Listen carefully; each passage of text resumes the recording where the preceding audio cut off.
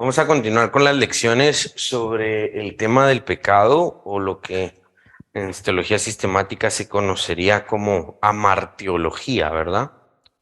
Hemos hablado de lo exhaustivo que es el pecado, hemos hablado de la naturaleza del ser humano que porta no solo la imagen de Dios, sino que debido al pecado la porta distorsionada. Hablamos de la herencia del pecado original y diferentes cuestiones. Los videos están siendo subidos casi que un tiempito después de que son grabados en nuestro canal de YouTube para que aquel que lo quiera volver a escuchar. En esta cuarta lección vamos a hablar de lo que algunos autores llaman el vocabulario del pecado. Y recuerden que una de las cosas que dijimos al inicio es que una escritora que leíamos al inicio decía que el pecado es nuestro primer idioma. Realmente el pecado es nuestro idioma natal porque heredamos lamentablemente esa terrible naturaleza de Adán. Y la Biblia utiliza una serie de palabras, vocablos, expresiones para ayudarnos a entender la naturaleza del pecado. Recuerden que aquí estamos haciendo un contraste bien grande. Hace unos meses estuvimos estudiando a Dios, estuvimos en un curso, digamos, de teología propia en los atributos de Dios y hablamos de los nombres de Dios, de qué maneras Dios se revela en la Biblia y cómo se representa muchas veces en la Biblia Dios. Y la contraparte es el pecado, y el pecado también es representado por varios vocablos, varias expresiones y palabras para mostrarnos que el pecado no es una cosita pasajera, sino que de verdad hace muchas cosas en muchos niveles o básicamente en todos los niveles de la creación. El pecado afecta. Por lo tanto, vamos a estudiar algunas palabras que nos ayudan a entender y ampliar la magnitud de aquello con lo que lidiamos todos los días, ¿ok? Y hoy leíamos este salmo y voy a enfocarme en estos tres versículos, Salmo 51, versos 3 al 5. Dice, porque yo reconozco mis rebeliones y mi pecado está siempre delante de mí. Contra ti solo he pecado y he hecho lo malo delante de tus ojos, para que seas reconocido justo en tu palabra y tenido por puro en tu juicio. He aquí, en maldad he sido formado y en pecado me concibió mi madre. En todo el Salmo 51, David no simplemente dice que ha pecado, aunque por supuesto sí lo habla en los versos, no más que todo en el verso 4. Más bien, su arrepentimiento lo impulsa a profundizar en el vocabulario bíblico del pecado, ofreciéndonos una imagen más exacta, más aguda de la atrocidad de sus acciones, ¿no? Que involucraron, ¿por qué está escrito el Salmo 51? Porque estas acciones involucraron conocer carnalmente a una mujer, básicamente, y meterse en una intimidad sexual con ella, que no era su esposa, y asesinar a un hombre que no era su enemigo. Este es el punto, ¿verdad? Entonces, las acciones que David ha cometido antes de escribir este salmo son atroces. Y el simplemente decir, sí, hice algo mal, no basta para describir la maldad que ha cometido. El decir, me confundí, no basta para realmente explicar lo terrible que acaba de cometer David. Por eso el vocabulario es bien importante. David utiliza palabras como mis transgresiones, mi iniquidad, mi pecado, maldad, formado en maldad, rebelión, concebido en pecado, homicidios, etcétera. Hay una gran cantidad de palabras que realmente hablan de lo prolífero y profundo y terrible que es el pecado. En otras palabras, a David no le fue suficiente una famosa frasecita que muchos utilizan. Cuando dicen, es que, ¿qué es el pecado? Algunos dicen, es que pecado es errar en el blanco. Y esa frasecita, aunque hay diccionarios que nos dan esa definición de pecado, realmente es una definición, pero seamos honestos, es una definición muy generosa. ¿sí? Estas dos palabritas generalmente se utilizan en los diccionarios para definir el término pecado. Sin embargo, la idea de errar en el blanco no explica la magnitud del significado bíblico y teológico que debemos entender por el pecado. Cuando alguien dice errar en el blanco, se le viene la imagen de aquella persona que hizo un tiro con una flecha o algo, ¿no? Y que el tiro casi pegó en el blanco, ¿va? Entonces erró en el blanco y es una imagen demasiado generosa para aquel que está pecando. O sea, yo cuando cometo un pecado atroz, ¿verdad? Un pecado terrible, ay, sí, casi le doy al blanco. No, o sea, esa no es la imagen verdadera de lo que estamos hablando, de lo que la Biblia realmente nos quiere decir. El concepto en la Biblia es más que eso. El escritor Mark Jones, en su libro Conociendo el pecado, dice: simplemente describir el pecado como errar en el blanco es una gran injusticia para el vocabulario real de la Biblia y la naturaleza del pecado. Además, no solo fallamos en hacer lo que Dios nos demanda, sino también perseguimos con rebeldía lo que Él prohíbe. Dice Romanos 8:7. Miren ese verso. Por cuanto los designios de la carne son enemistad contra Dios, porque no se sujetan a la ley de Dios, ni tampoco pueden. Ay, ya despertó aquel. Ya despertó Luquitas. Es decir, errar en el blanco no explica una partecita de lo que realmente es el pecado. Comprender la amplia variedad de descripciones bíblicas sobre el pecado nos ofrece una claridad, una visión más clara del carácter espantoso del pecado. Esto es igual exactamente en la dirección contraria, ¿no? Lo que yo les decía. Una amplia variedad de nombres y formas en las que Dios se presenta o se describe a sí mismo en la historia de la redención tienen el objetivo de describir de mejor manera el maravilloso y gigantesco y perfecto carácter de Dios. Es como funciona para los dos lados, ¿no? Con la misma intensidad. La Biblia describe tanto a Dios de una manera variada y perfecta, y también describe al pecado de una manera variada y también exacta, para que entendamos lo terrible del pecado. Bienvenido, joven Lucas. ¿Ya se despertó? Miren, crucial en cualquier discusión sobre la naturaleza del pecado es el hecho bíblico indiscutible de que el pecado es directamente en contra de un Dios santo. El pecado no es inicialmente en contra de mi prójimo. El pecado inicialmente es en contra de Dios. Y obviamente yo fallo en contra de mi prójimo, en contra de mi propio cuerpo, etcétera. Pero el pecado es directamente una ofensa en contra de Dios. Es un Dios que es justo y es inmutable, que es bueno, como el mismo Salmo 51 dice.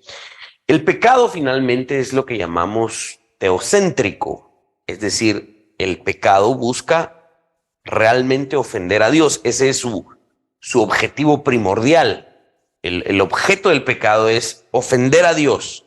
Sí, hacernos daño, sí, llevarnos a la perdición, sí, destruir nuestra carne, nuestra alma, nuestra mente, pero es teocéntrico en el sentido de que busca ofender primeramente a Dios, según Romanos 1, versos 18 al 32. Y por lo tanto, el pecado es un asunto ilegal, porque es una transgresión de la ley de Dios.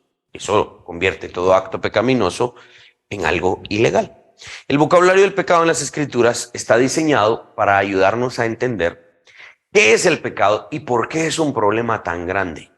Y yo creo que esto nos va a ayudar a entender por qué mucha gente no lo trata como el problema que es. Porque mucha gente no trata el pecado como algo grave. Mucha gente trata el pecado como algo pasajero. Y este lenguaje nos va a ayudar a entender de mejor manera esto. Vamos al Antiguo Testamento a entender algunos de los vocablos y palabras que el Antiguo Testamento utiliza para definir el pecado. La importancia de la enseñanza del Antiguo Testamento sobre el pecado incluye una gran variedad, una plétora, es una gran variedad de palabras usadas para describir el pecado, así como las muchas manifestaciones del pecado en las vidas de diferentes hombres, incluso piadosos.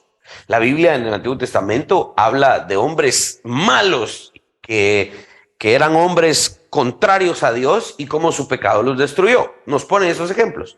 Pero también nos pone ejemplo de hombres piadosos, creyentes, que en alguna medida diríamos héroes de la fe y buenos, pero que también pecaron y el pecado también destruyó su historia y parte de su vida. David es un hombre amado conforme al corazón de Dios, pero también la Biblia refleja los terribles años que David pasó debido a su pecado y a haberlo ocultado. Obtenemos una mirada fascinante de las peculiaridades de las personalidades humanas e históricas, ¿no?, que leemos en las historias del Antiguo Testamento, y también no solo en términos individuales, sino que vemos cómo el pecado ataca también a grupos, ataca de manera colectiva y también a las naciones enteras, como el pecado las destruye. La historia, por ejemplo, de Acán, cuando él cometió ese pecado, no se dañó a sí mismo nada más, toda su familia y todos sus bienes fueron apedreados y fueron destruidos, ¿no? Cuando los sacerdotes y los padres de familia y los gobernantes de la nación de Israel fallaban, no solo se afectaban a sí mismos, no pecaban solo contra sí mismos, dañaban y destruían a toda la nación. Entonces, el Antiguo Testamento nos enseña esto.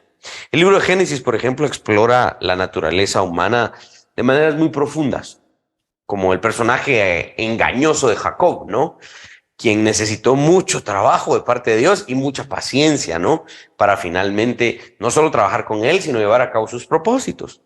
David, Absalón, Manasés, digamos, descendientes de David, nos brindan fascinantes miradas al carácter peculiar del pecado y sus consecuencias en las vidas de estas personas.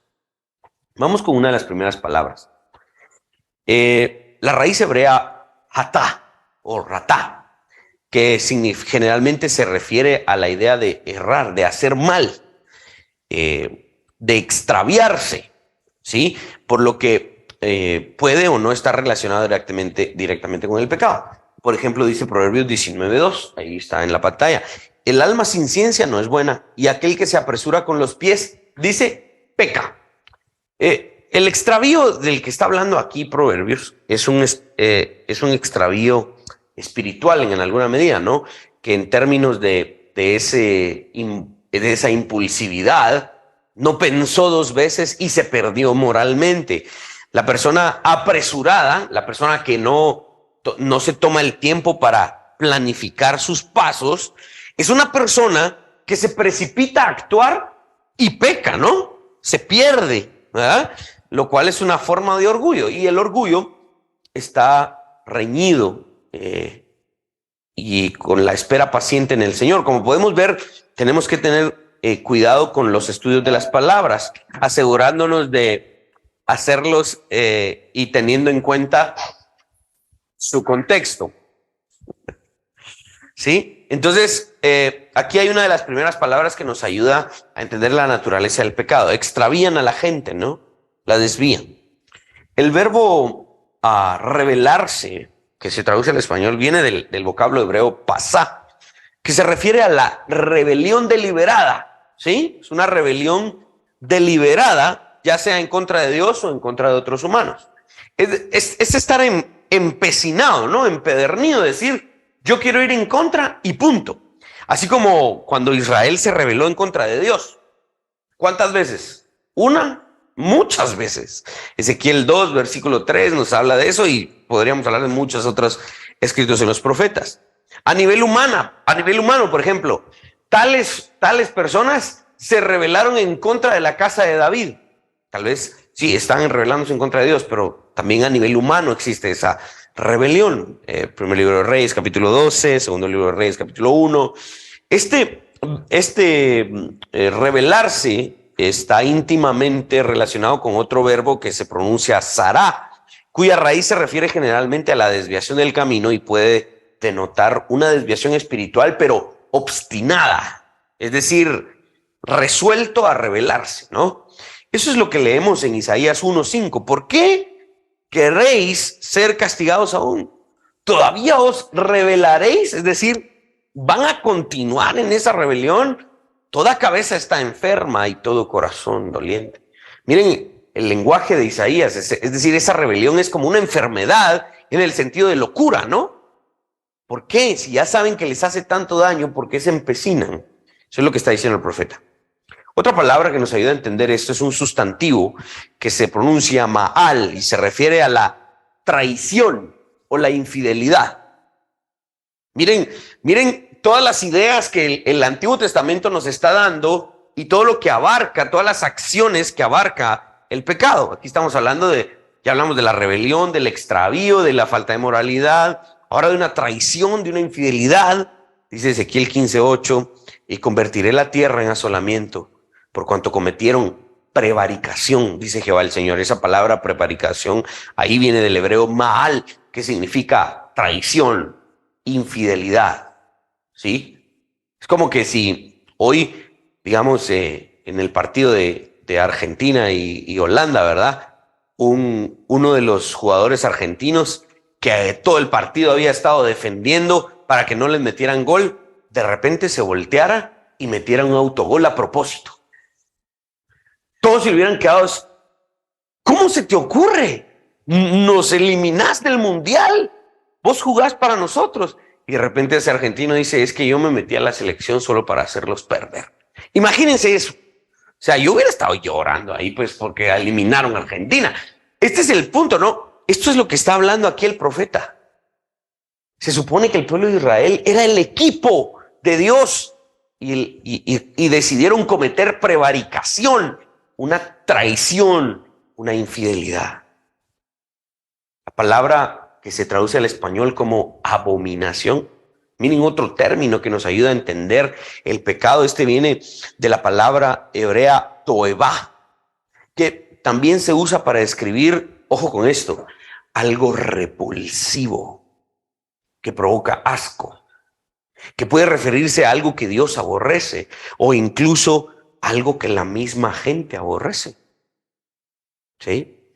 Uno puede sacrificar una oveja defectuosa, por ejemplo, en el Antiguo Testamento, y eso sería una abominación para Dios. La gente pues no necesariamente lo vería abominable, pero Dios dice, cuando ustedes sacrifican una oveja defectuosa en el Antiguo Testamento, cuando esto era obviamente requerido, era una abominación para Dios. Dice Deuteronomio 17:1. No ofrecerás en sacrificio a Jehová tu Dios buey o cordero en el cual haya falta o alguna cosa mala, pues es abominación a Jehová tu Dios. Algunos dirían, tanto rollo, si es una ovejita, hombre, que la acepte. Tal vez la pobre gente no tenía dinero y solo tenía esa ovejita para sacrificar. Entonces, ¿cómo puede ser eso abominación? Dios debería de haber sido más comprensible, dirían algunos. Bueno, el problema de esto es que ese animalito que estaba siendo ofrecido ahí estaba siendo un símbolo de lo que iba a hacer en la cruz. Imagínense que en la cruz por nuestros pecados se hubiese ofrecido un sacrificio defectuoso. No sería aceptable delante de Dios. Un sacrificio menor a la sangre de Cristo hubiese sido una abominación. Y finalmente hubiese sido inservible. Por eso es que Dios desde el Antiguo Testamento se puso estricto y dijo, no, me van a traer corderitos sin mancha, porque estos son una pequeña representación del cordero perfecto que iba a ser crucificado en la cruz. Así que Dios se tenía que poner estricto, ¿sí? Estricto. Las perversiones sexuales, por ejemplo, que se hablan en el Antiguo Testamento y también en el Nuevo, como un hombre que se acuesta con un hombre, o lo que también se conoce como sodomía y homosexualismo y todo lo demás. Esos pecados son representados con este verbo, con esta palabra, toeva, abominación. ¿Sí? Sigamos avanzando en los términos.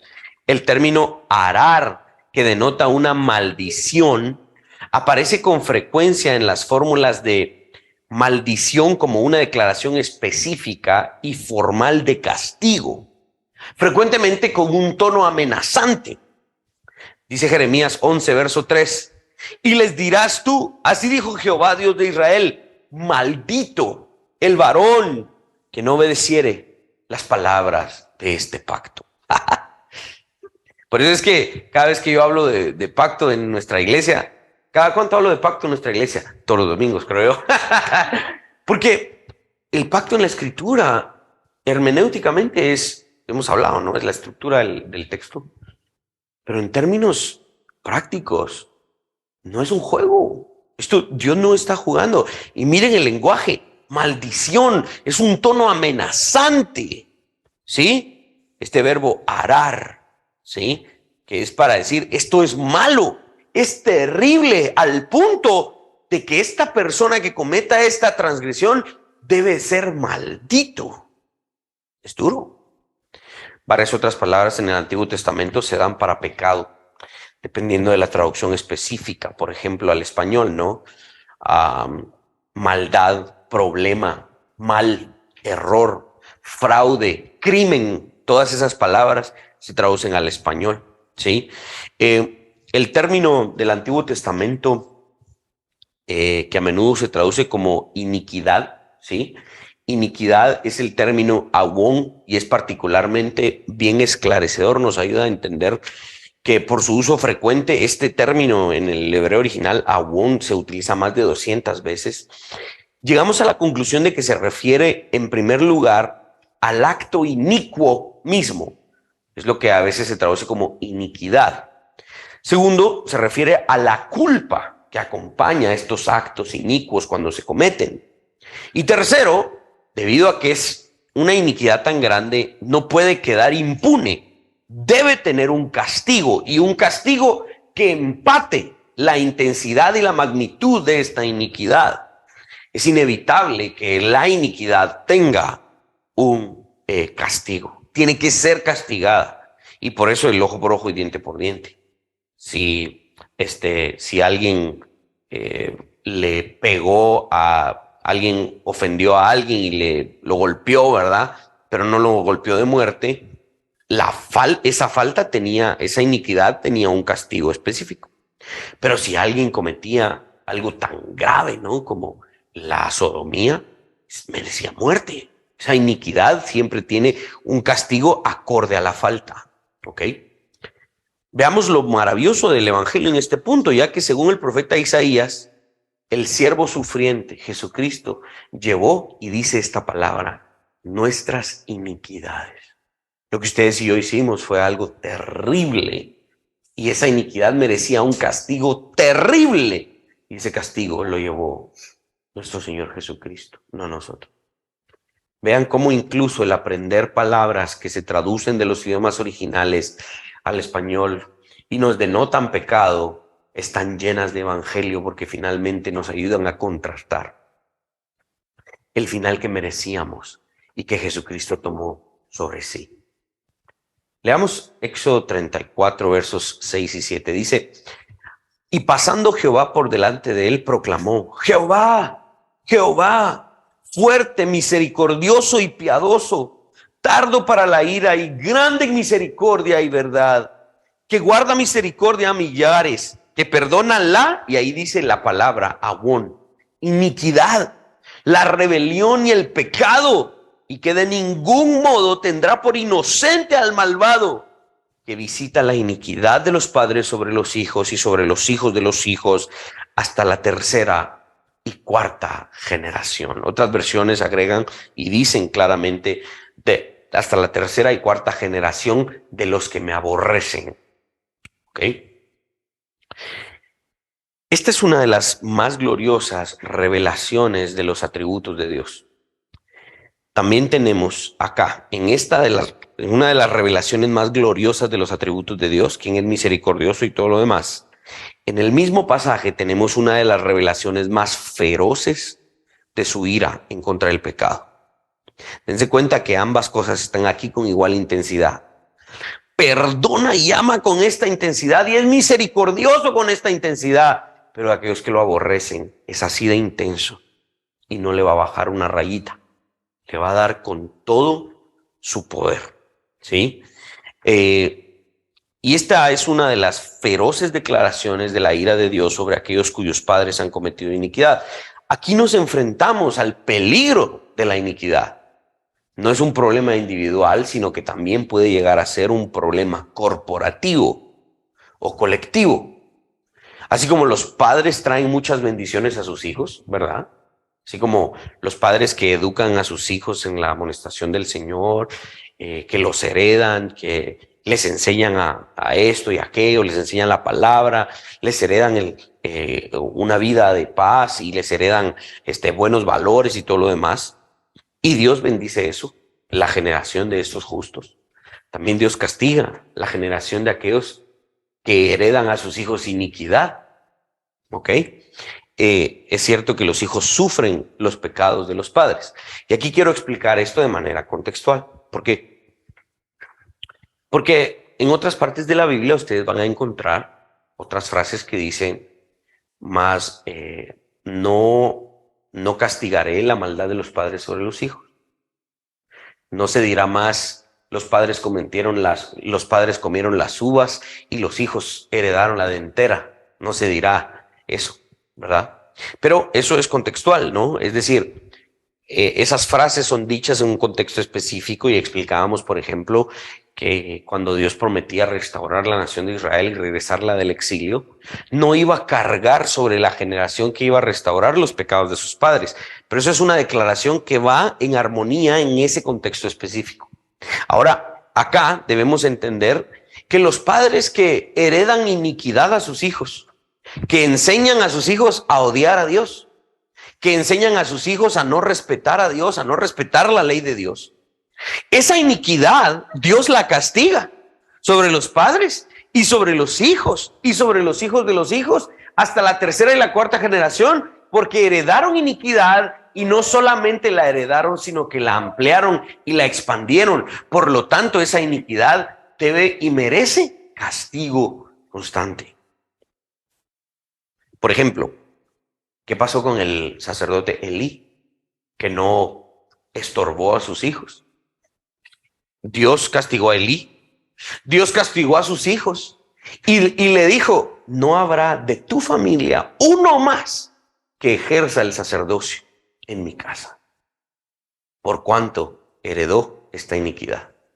Entonces Dios sí, en este contexto castiga la iniquidad de los hijos, de los padres sobre los hijos y de los hijos sobre los padres. ¿Qué pasó cuando los fariseos y los líderes judíos le dijeron a Poncio Pilato, crucifícale, que la sangre de ese hombre caiga sobre nuestras cabezas y sobre la de nuestros hijos? Esa iniquidad Dios la cobró, porque es una iniquidad que se hereda. El Antiguo Testamento habla regularmente de los malvados.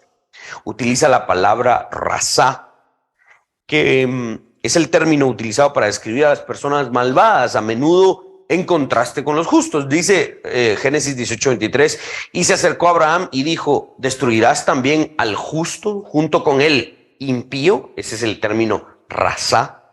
Los malvados que ofrecen malos consejos, dice el Salmo 1, ¿verdad? Aquellos que se sientan en sí de escarnecedores y todo lo demás. En el Salmo 10 se nos dice que un malvado es aquel que persigue a los pobres, maldice y renuncia al Señor, vive como un ateo práctico, ¿no? Que vive como que si Dios no existiera, que engaña y oprime, que habla maldad e iniquidad, que se apodera de los pobres y cree que Dios no se acordará de sus acciones. Ese es el que se describe con este término rasá. Pero incluso para los malvados vemos la asombrosa compasión de Dios, que no solo perdona, sino que perdona abundantemente. Una vez más, muy a menudo vemos en la palabra de Dios que justo al lado de la condenación de Dios del pecador encontramos un testimonio también de la gracia de Dios. Rápidamente, y un poco tal vez más corto, vamos al Nuevo Testamento. El Nuevo Testamento ahora en griego utiliza también otras palabras. Vean lo abundante del vocabulario bíblico para hablar de lo que es el pecado y que entendamos todas las áreas que esto afecta, ¿no? El Nuevo Testamento a menudo utiliza la palabra pecado, cometer pecado, pecaminosidad, pecador. Pablo utiliza esas palabras casi 100 veces, solo 60 de ellas en el libro de Romanos. El entender el pecado solo como un error, como un pequeño accidente, realmente diluye el significado bíblico de lo que estamos entendiendo. Esta es una desviación de la ley de Dios y es un problema muy grande. El verbo pecar viene del griego amartanó, ¿sí? De donde viene amarteología, digamos, el estudio del pecado, y aparece con frecuencia en el Nuevo Testamento, ya sea refiriéndose a un acto específico o a una fuerza con poder. Dice Romanos 5:21, este verso ya lo hemos leído varias veces, para que así como el pecado, sí, ahí está el griego amartanó, reinó para muerte, así también la gracia reine por la justicia para vida eterna mediante Jesucristo, Señor nuestro. El pecado también puede entenderse con el famoso término carne, que viene del griego sarx. El término puede referirse a la carne física, sí, pero también está el sentido obvio en el que la carne está sujeta a la debilidad o está en oposición al espíritu. ¿Recuerdan cuando Pablo utiliza esa frase, ¿no? Que la carne, los deseos de la carne se oponen al espíritu, ¿no? El verbo es sarx.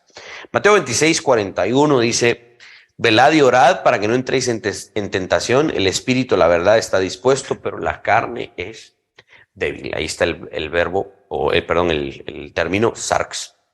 El uso que Pablo le da a la palabra sarx muy a menudo se refiere a la naturaleza pecaminosa.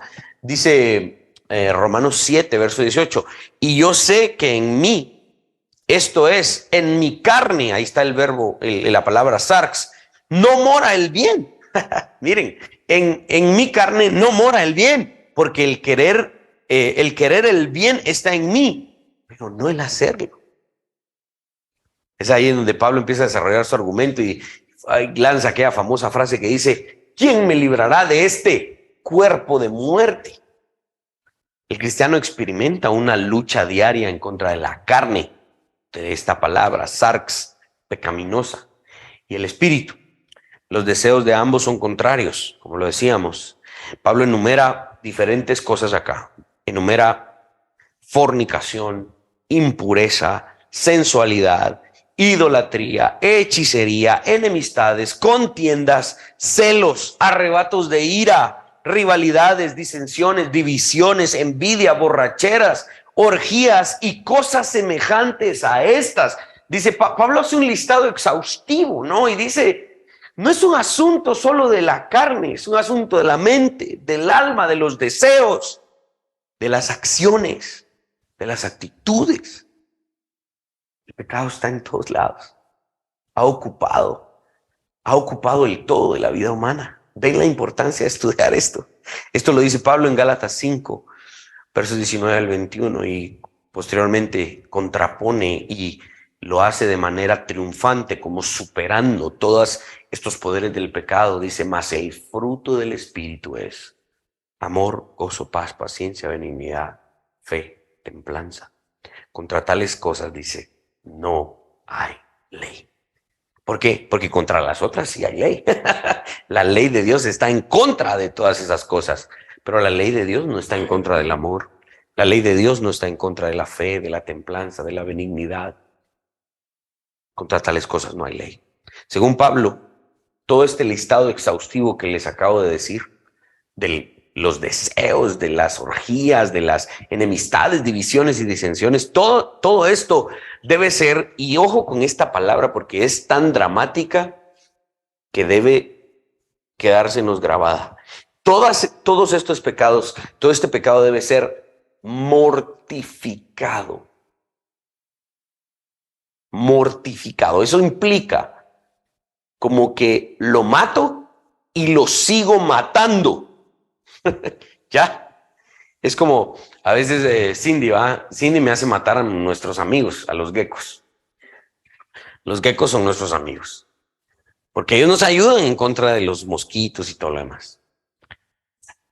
Nos ayudan. A veces son un poco incómodos a veces, ¿verdad? Cuando le caen a uno por acá. Está bien, pues, pero son nuestros amigos. Entonces me toca matarlos, ¿no? Y los apacho y se sigue moviendo. Y lo vuelvo y se sigue moviendo. Y cuesta. Parece que nunca se muere, ¿va? Hasta que al fin. Esta es la idea de la mortificación del pecado. No, ya lo había matado, pues. No, es algo que hay que seguir matando mientras estemos en este cuerpo. ¿Sí? Nunca pensemos que ya está muerto. Es seguirlo matando. Esa es la mortificación del pecado. Porque de otra manera, dice Pablo, no heredaremos el reino de Dios. El verdadero cristiano vive mortificando el pecado. Porque el cristiano que se acomoda y dice, ay, Jesús ya me perdonó, hombre. Él sabe que yo soy loco, mañana voy a volver a pecar. Él sabe, pues, que yo... Y no vive en esta lucha intensa en contra del pecado. Dice, esa carne no heredará el reino de Dios. Por eso a mí me es tan importante dar esta serie y dejarla grabada. Hoy hasta pusimos la luz para no verme tan negrito. Es porque de verdad, y veo que las vistas en nuestro canal, pues ahí van, ¿verdad? De repente veo que 33 vistas de un video. Pues, hay un video que tiene casi 100 vistas, digo, qué raro, pero bueno. Pero me interesa mucho hablar de esto porque no quisiera que nuestra iglesia tome el pecado como algo pasajero. Yo quisiera que cada uno de nosotros llegue aquel día frente al Salvador y cuando el Salvador pregunte, ¿qué hiciste para luchar en contra del pecado? ¿Lo tomaste en serio? Yo quiero que cada uno de nosotros realmente responda, Señor, tú sabes que desde aquella vez que dimos esa serie en la iglesia, yo luché contra el pecado, de verdad, de la conciencia. Yo peleé y busqué tu gracia y tu misericordia para mortificar mi pecado todos los días. No, mis hermanos, esta no debe ser una lucha pasajera, esta debe ser una lucha intensa, ¿sí? Otras palabras aparecen en el Nuevo Testamento para darnos una mejor imagen de lo que el pecado es. En el Nuevo Testamento se habla de impiedad o iniquidad también, pero viene del griego anomia o anomía. A significa no o significa sin. Nomos o nomia significa ley, ¿sí? Anomia, sin ley. Eso es lo que se traduciría como iniquidad. Mateo 23, 28 dice, así también vosotros por fuera a la verdad os mostráis justos a los hombres, pero por dentro estáis llenos de hipocresía e iniquidad, de anomia, casi que anemia, de anomia. Por dentro ustedes están en contra de la ley de Dios. Esto es bien interesante. ¿A quién le está diciendo esto Jesús? ¿A quién le dijo eso Jesús? A los fariseos. Y se supone que los fariseos eran los que mejor guardaban la ley. Irónico, ¿no? Jesús los está acusando de anomia, de estar en contra de la ley, de buscar constantemente estar en contra de la ley. Y Jesús lo hizo de manera bien inteligente en diferentes partes de los evangelios y muy contundente. Dice que Jesús utilizó esto para exponer a los líderes judíos del primer siglo, aquellos que se supone que guardaban la ley. El pecado de la transgresión de la ley de Dios, los líderes judíos lo cometían constantemente. Se supone que ellos no transgredían la ley de Dios. Se supone que ellos eran los que juzgaban a los que transgredían la ley de Dios. Y ellos eran los primeros transgresores e inicuos. ¿Sí? Mateo, por ejemplo, 15, 4 al 7, Jesús los acusa de quebrantar el quinto mandamiento. ¿Cuál es el quinto mandamiento al que se recuerda? No. El quinto mandamiento es honrarás a tu padre y a tu madre. Esa es una cosa bien importante. Tengo ganas de invertir un día en un bonito cuadro de los 10 mandamientos, que todos lo tengan en su casa y que se los aprendan de memoria, ¿verdad? Lucas 7:30 dice que Jesús implica que los fariseos y los saduceos transgredieron el primer y el segundo mandamiento. No tendrás dioses ajenos y no tomarás el nombre de Dios en vano. Según Mateo 12, versículos 9 al 14, quebrantaron el cuarto mandamiento negándose a hacer bien en el día de reposo. ¿Se recuerdan aquellos pasajes que estudiamos, verdad? En donde que acusaban a los discípulos de Jesús de estar espigando en el día de reposo y todo lo demás, ¿verdad? Quebrantaban el octavo mandamiento al devorar las casas de las viudas, quebrantaban el 9º mandamiento al mentir y dar falso testimonio. Según Lucas 16:14, estos líderes amaban el dinero, quebrantando así el 10º mandamiento, el 10º mandamiento, el cual es: no codiciarás. Estos son solo algunos de los ejemplos que Jesús dio de estos que fallaban en cumplir la ley de Dios. No solo erraron en el blanco, no solo fue como, ay, sí, es que fuimos buenos, pero casi buenos. No, o sea, estaban peor que errar en el blanco, estaban llenos de iniquidad. Hicieron cosas aún peores frente a las tablas de la ley, las cuales según ellos guardaban a la perfección. Otras palabras que el Nuevo Testamento utiliza son injusticia, impureza, perversiones, etcétera, que están también explicadas desde estos vocablos que vimos tanto en el griego como en el hebreo. Ok, ¿cómo aplicamos esto, mis hermanos? La vívida descripción de los pecadores revela un importante punto bíblico. A veces pasamos por alto en nuestro pensamiento. Somos más que simples pecadores. Estas palabras que hoy estamos viendo, este vocabulario que hoy estamos enriqueciendo para entender mejor lo que significa el pecado, somos más que simples pecadores. ¿Sí? Una cosa es simplemente decir que las personas son pecadoras, pero la Escritura ofrece un rico vocabulario para identificar la diversa oferta del pecado, de lo que hace no solo en el interior del hombre, sino lo que se materializa a partir del crudo y pecaminoso corazón del hombre. Encontramos palabras como transgresión, libertinaje, iniquidad. Por ejemplo, un homicida es un transgresor o uno que comete iniquidad, ¿verdad? Un homicida es un transgresor porque en el entorno legal un criminal no dice, pequé, pero todos somos pecadores. Un criminal no llega y dice, sí, hombre, yo maté a tal persona, pero todos somos homicidas. No, la Biblia habla del tema del homicidio porque es un asunto muy específico. ¿Sí? Yo, pues, me he enojado con mi hermano y he sido homicida en mi corazón. Y delante de Dios, yo había pecado de homicidio porque asesiné a mi hermano en mi corazón, según el Sermón del Monte. Pero nunca llegué, por la gracia de Dios, nunca llegué a materializar ese homicidio. Ahora, un homicida que no solamente lo fue en su corazón, sino que en la práctica es distinto a mí ante la ley, digamos ante la ley civil. Su castigo es diferente al mío. A mí la ley civil no me puede castigar de homicidio porque no lo he cometido. Pero la Biblia habla de un homicidio en términos claros y también tangibles, porque el homicida no solo lo hizo en su corazón, sino que lo llevó a la práctica.